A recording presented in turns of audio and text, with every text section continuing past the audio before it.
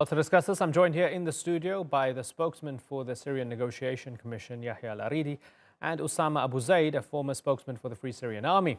In Stuttgart, we have Kevork Almasyan, founder of the alternative news website Syriana Analysis, and from Damascus is Syrian analyst Danny Makki. Gentlemen, I thank you very much for joining us. Yahya Al-Aridi, let me start with you. Bashar al-Assad's forces now in control of more than 60% of Daraa province. Is the revolution lost?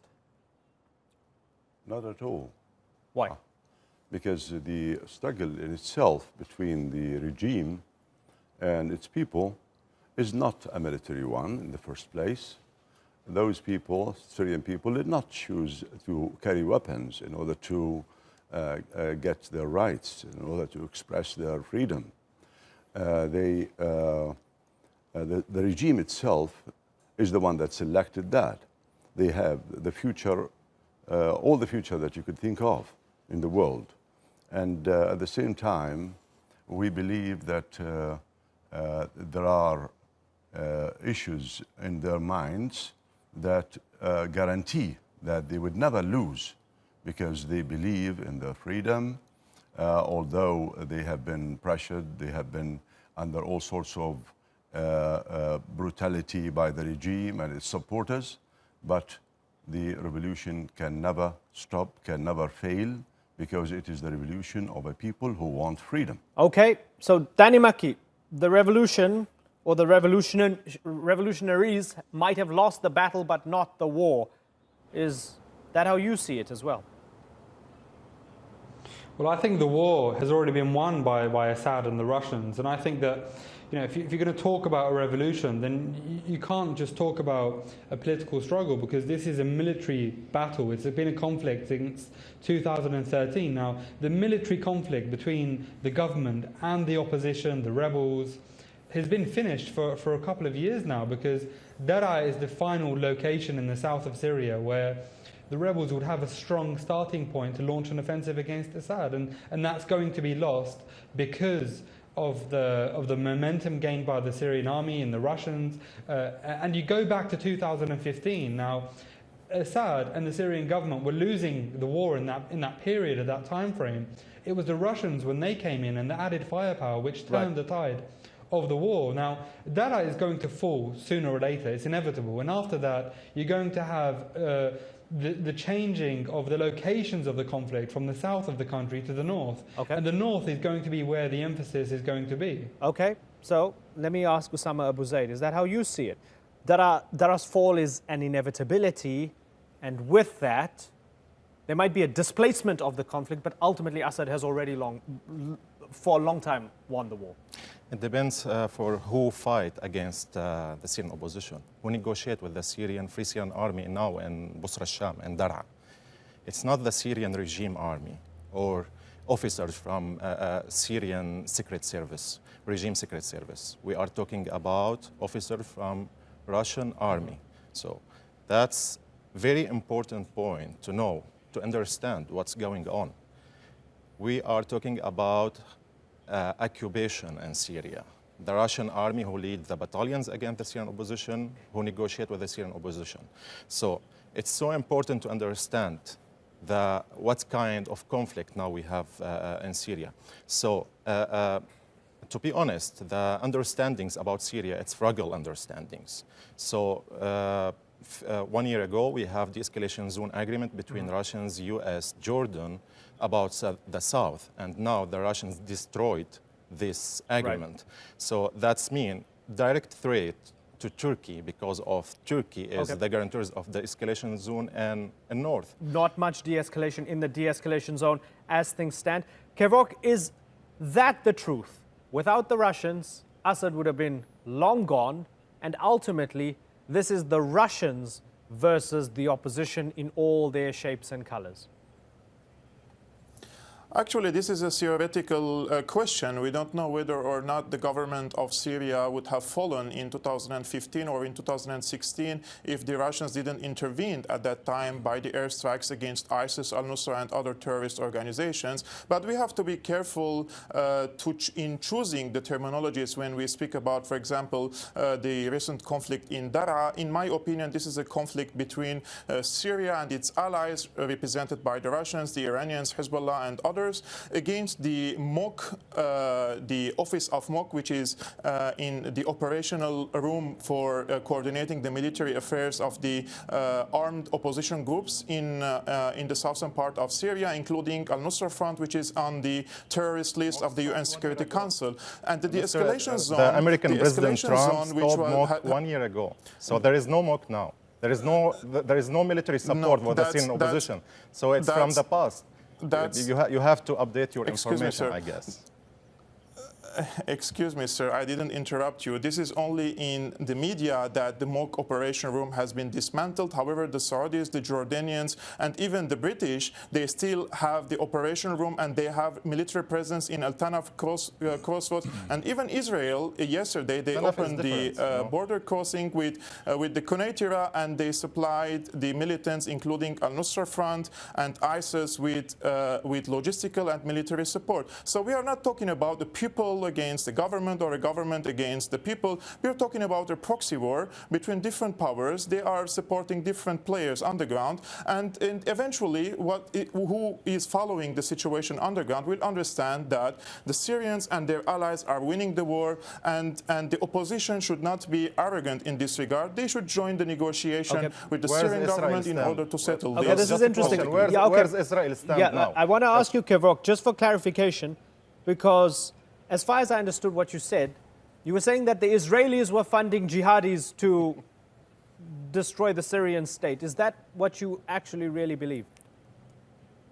Yes, of course. This is not my belief, actually. It's even the UNDOF, the UN forces in the Golan Heights. They said that there is a regular meeting between the Israeli forces and these rebels, the so-called rebels in the borders with the occupied Golan Heights. And we all know that those who are occupying the area in that particular location is Al-Nusra Front on the UN Security Council terrorist list, and Daesh and ISIS on the UN Security Israel Council supporting terrorist list. Al-Qaeda and Daesh, according to you? No doubt. There hasn't been? No doubt. According to the UN, no, not according to me. I think you're quote mining the UN there, but that's a different discussion. Anyway, I just wanted for clarification. You say the Israelis are supporting Daesh and Nusra Front as well. Yahya Al-Aridi, let me go to the broader argument of that. There's an argument from those who support Bashar al-Assad, who say that in Daraa particularly, it's jihadist-laced. This isn't sort of mainstream opposition. These are jihadi groups, and they might be used as proxies by outside forces. Is that true? Well, let me pick up on certain things that have been said just by your guest from the masks. Yes, Danny Maki. Right. But, okay, but answer the question first. And I connect the two ideas together. Actually, there was a de-escalation zone in the south, which was different from other de-escalation zones in Syria. The difference lies in the fact that the United States is a factor in this. And at the same time, it is, with regard to geography, it's close to Israel. So the U.S. sent messages to those so-called rebels, to the opposition, to fighters, that the de-escalation zone in the south would not be harmed, would not be affected, and it is going to continue. Now, had it not been for the United States or Israel, this Russian invasion of the south of Daraa, in Daraa, and the regime and the Iranian militias wouldn't have happened. So there is, I believe, coordination, because the Americans also sent a message later on that, well, we have nothing to do with this. You remember when things are happening in Al-Ghouta, there was also a message in the south, because the people of the south wanted to come to the rescue and to help of Al-Ghouta. And they got a message that you don't create any sort of cause or pretext so that you can be invaded by the Russians or the militias. Now, this thing is not a proxy matter. it is not, it's not the regime and its allies. It is the allies of the regime, the Russians in particular, who are just doing this to Syrian people. Now, the conflict is really between Syrian people who wanted freedom, not Daesh, not Nusra. There could be certain spots here and there, but it cannot be the cause or the pretext for the displacement of 300,000 people. It cannot be the cause for the presence of tens of Russian jets bombarding that area. It cannot be the reason for massacres.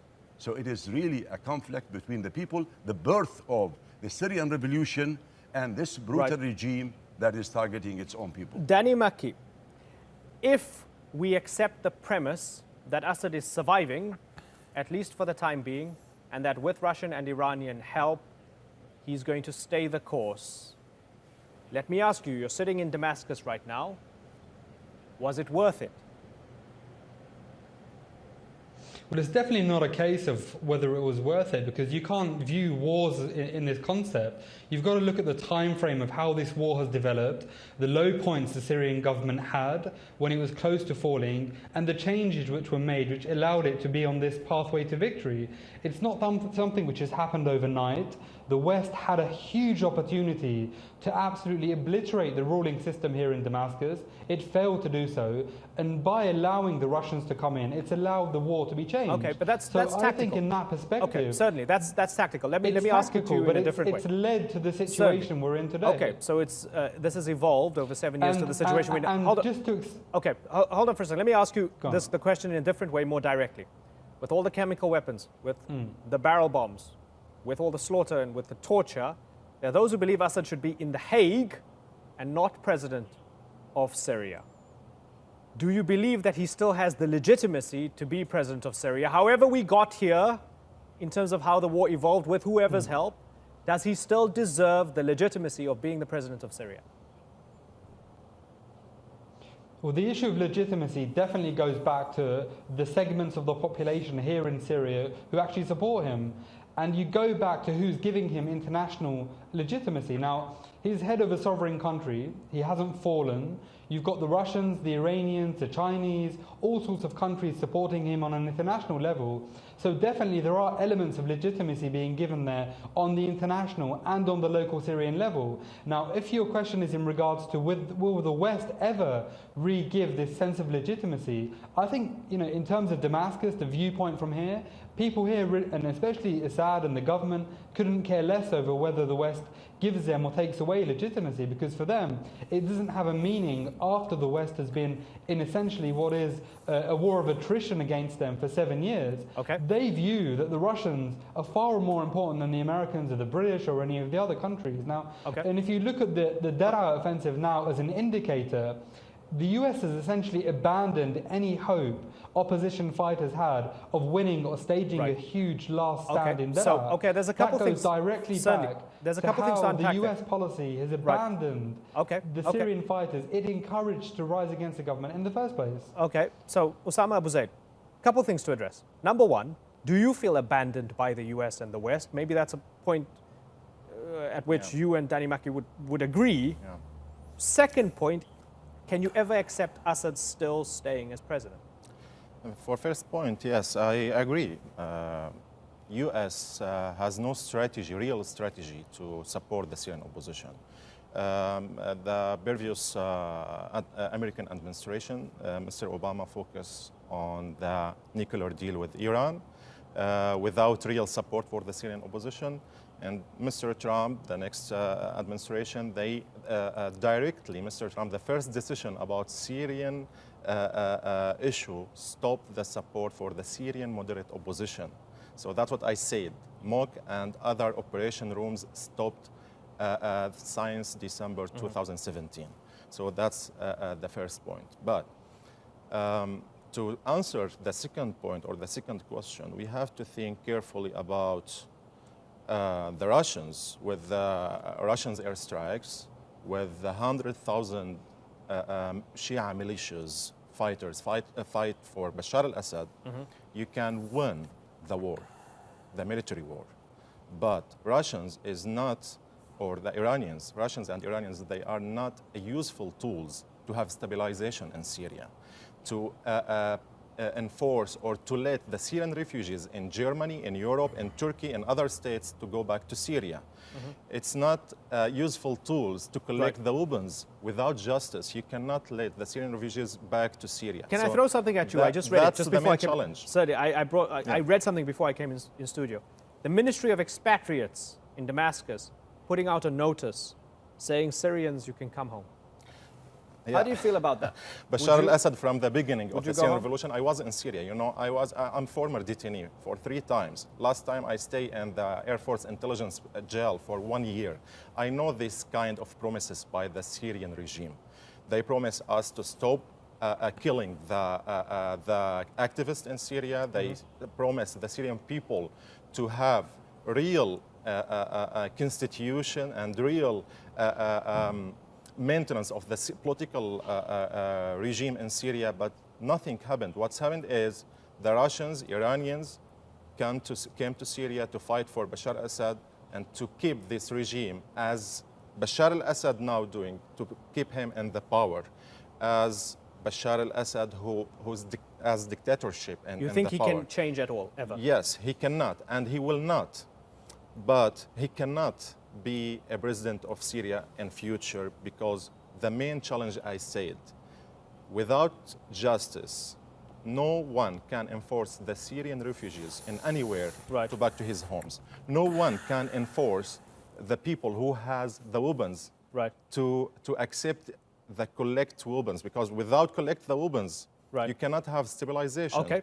So stabilization not only in Syria, it's about the region. Okay, so got it. That's got it. the main Certainly. Kevok, no peace without justice, especially for those millions of refugees and those who have lost family members or those who have been tortured in Assad's prisons. Can you at least accept that? Actually, we have to speak facts. We can say anything we want in the media, and we can claim anything we want. So in what the last was year, that's according to the UN numbers, more than 800,000 refugees and internally displaced civilians returned to Aleppo after the liberation in December 2016. Now, tens of thousands of displaced and refugee Syrians are returning to eastern Ghouta, and nothing is happening to these people. But they are also other kind of people, like your guest from, I don't know, from Saudi Arabia or from Turkey. If you put your hands with the enemy of Syria, for example, in the United States, I'm from Daraa city. We have Syrians. 7 kilometers to Bashar al-Assad Palace. 7 kilometers to Bashar al-Assad Palace. My apartment, 7 kilometers to Bashar al-Assad Palace. And you put your hands with the hands of your enemy and try to overthrow the government of your country, you will be arrested. Which is killed by Jamil Hassan in Air Force intelligence prisons. So please answer the question and don't talk about me or my city or where I'm from. Answer the question. Please, you cannot. Sir, I didn't interrupt you. I didn't interrupt you, so you have to listen to me. Go ahead, I didn't interrupt you, so I gave you all the opportunity democratically to express you have a your chance, opinion. Go ahead. This is the kind of a revolution. This is a kind of a revolution that you are trying to export to Syria. This is a new kind of dictatorship you are trying to build in Syria. That's why the majority of the Syrians are opposing to. What? You are not Because accepting the other. I have no barrels in my pocket. The other side, not only I have for no chemical weapons not here. only for interruption. The people who oppose your narrative in Syria are being beheaded on daily basis. They are being stoned to death, whether it's in Daraa, whether it's in Idlib. This is not the kind of Syria that we want for the Syrians, for the 24 million of Syrians. We don't want a Wahhabi style of life in Syria. Nobody here has given any inkling to being Wahhabis or wanting extremism. I want to wrap up with Yahya al-Aridi very briefly, sir. Wrap us up. Where do we go from here? I think we have before us 2 banks of the river. The narrative that's coming from your guests, when he just accused others of just being terrorists or being people unable to communicate or to deliver their messages properly, and they are exporting a revolution. No, we didn't export a revolution. People came out to the streets and asked for freedom. The regime cannot continue as such. because the files of crimes, the brutality that's being exercised, no Russia, no America, nobody, no Israel can help this regime and come back to power.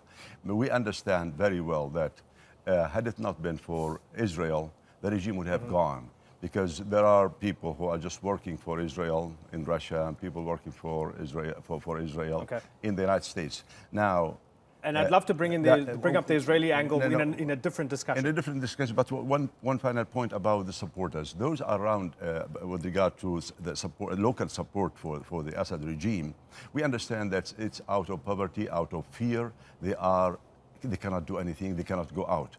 Other people are displaced. Internationally, Russia cannot bring back the regime to rehabilitation, nor can the United States. There are international legality resolutions that would guarantee that such illegitimate, originally, and brutal and criminal regime cannot continue, and it would be the best prescription for outlaw in this world of ours. Unfortunately, I've got to move on.